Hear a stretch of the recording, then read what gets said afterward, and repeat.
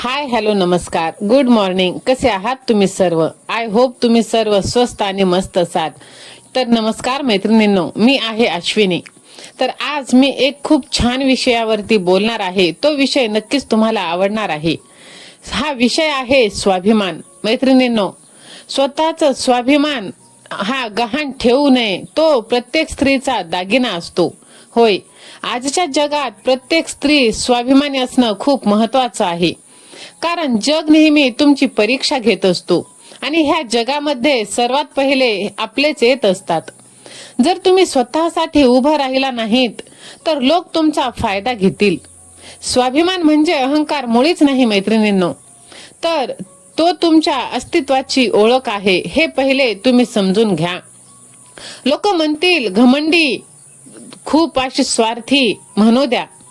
खूप वेळा स्त्रिया नातं टिकवण्यासाठी, लोकांना, घरातल्यांना खुश ठेवण्यासाठी स्वतःचे भावना, स्वप्न, इच्छा दाबून ठेवतात.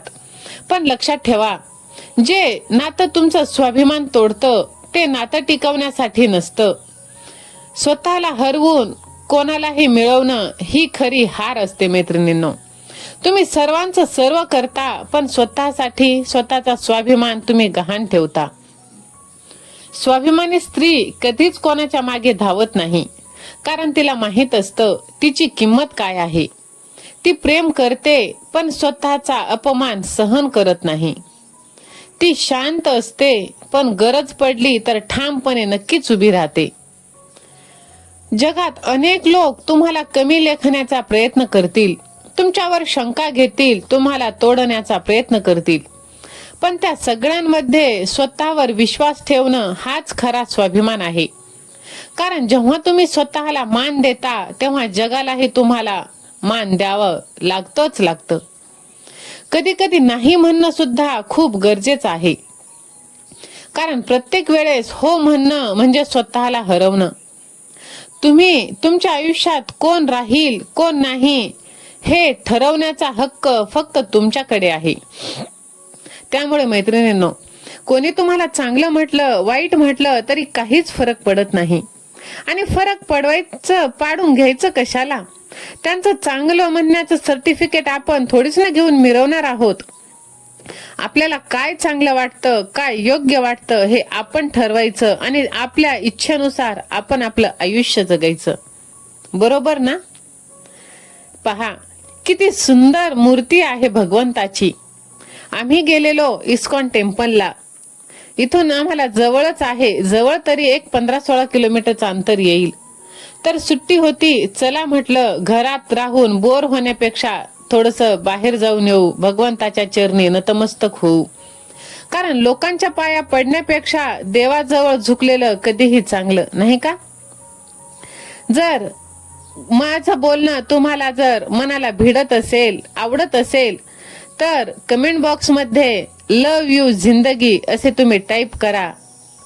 मैत्रिणींनो, पहा, भगवान श्रीकृष्ण म्हटलं तर चाक आलीच, रथ आलंच, सुदर्शन चक्र आलंच. किती सुंदर 3 कलरचे हे चाक बनवले आहेत आणि इतके मजबूत होते ते की खूप. त्यावरती यशने मस्त एन्जॉय केला, फोटो काढले, व्हिडिओ शूट केले.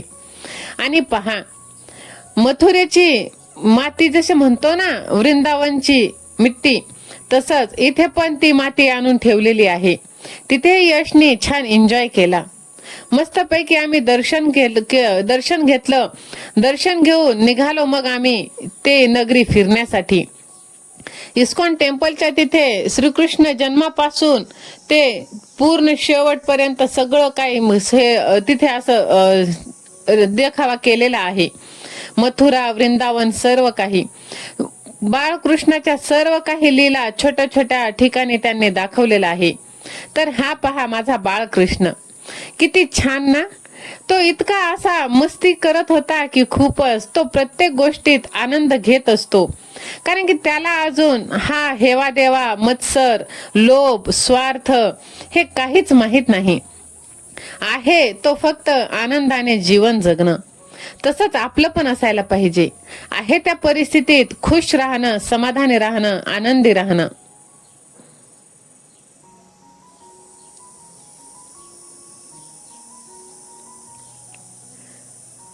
फिरून फिरून खूप दमलो होतो आम्ही आणि मग पाय दुखायला लागले.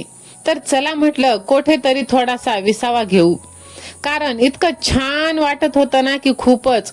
एवढं ऊन पडत होतं आणि त्या तेवढ्या उन्हातही तिथे एकदम थंडगार हवा अशी राहून राहून येत होती. तर ह्यांनी एक जागा खूप छान अशी शांत शोधली. तशी तर तिथे शांतता सगळीकडेच, पण आज सुट्टी असल्यामुळे खूप गर्दी होती तिथे. खूप माणसं आलेले, खूप दूर दूरून माणसं आलेले होते तिथे. तर तिथे खूप सुंदर असं पाण्याचा त्यांनी असा स्रोत बनवलेला होता. म्हणजे हे मोटरचंच पाणी होतं, पण त्यांनी अशा पद्धतीने तिथे दाखवलेलं होतं. तिकडून पाणी सोडलेलं आणि असं वाहून जात आहे असं. हे तिथे त्या तळ्यात जात होतं आणि तिथून परत ते वापस येत होतं. तर यशची पहा किती मस्ती चालू आहे. मला अशी भीती वाटत होती की तो पडायला नको, कारण की ते असं पाणी जाऊन जाऊन शेवा आलेलं होतं ना, त्यामुळे. मग फिरून फिरून खूप थकलो होतो, त्यामुळे एकदम थंडगार पाण्याने स्वच्छ हातपाय तोंड धुतले आणि फ्रेश झालो. इतकं छान वाटत होतं ना की एकदम असं गावाकडची फिलिंग येत होती. मला तर खूपच असं भारी वाटलं. मुलांनी मस्त एन्जॉय केला, कारण की आहेच तिथे खूप एकदम असं निसर्गरम्य नयनरम्य. तरी आता थोडासा उन्हाळा असल्यामुळे असं थोडंसं ड्राय ड्राय वाटत होतं, पण पावसाळ्यात खूपच सुंदर असं तिथे वाटतं. असं वाटतं की तिथून येऊच नाही.